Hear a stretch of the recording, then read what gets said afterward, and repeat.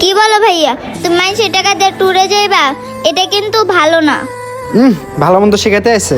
তুই ছোট মানুষ, ছোট মানুষের মতো থাক, ভালো মন্দ আমি বুঝে নেব। শোনো ভাইয়া, তুমি যে মানুষের টাকা দিয়ে ট্যুরে যাইবা, ট্যুরে যায় যদি তোমার কোনো দুর্ঘটনা ঘটে যায়, আর তখন দেখবা তোমার এই টাকাও যাইবো, আর চিকিৎসা করার জন্য ঋণও করতে হবে। আরে রাখতো তোর এসব ভুয়া কথা। আমার না কিচ্ছু হবে না, ঠিক আছে? আমি বন্ধুদের সাথে কক্সবাজার যাব। দেখো ভাইয়া, আমার একটা কথা শোনো। আরে কি বলবি, চালু করে বল, আমার হাতে সময় নেই। এই টাকা নিয়ে আমি এখন এই কক্সবাজারে যাওয়ার জন্য গিয়ে জমা দিয়ে আসবো। কি বলবি এখন, চালু করে বল। ভাইয়া, তুমি যে এই টাকাটা মেরে দিতে চাচ্ছ, কেউ না দেখুক, উপরে তো একজন আল্লাহ আছে, সে তো সবই দেখতেছে। এর চেয়ে ভালো তুমি আর আমি গিয়ে ওই আঙ্কেলটার টাকাগুলো ফেরত দিয়ে আসি। সোহানা, তুই তো ঠিকই বলছিস রে। আসলে তোর মতো করে তো এটা আমি কখনো ভেবে দেখিনি। আমি এখন যদি এই টাকাটা মেরে দেই, কেউ না দেখুক, ওই উপরওয়ালা ঠিকই তো একজন আছে, উনি তো সবই দেখবেন। তাই আমাদের উচিত ওই লোকটাকে টাকাগুলো ফেরত দেওয়া।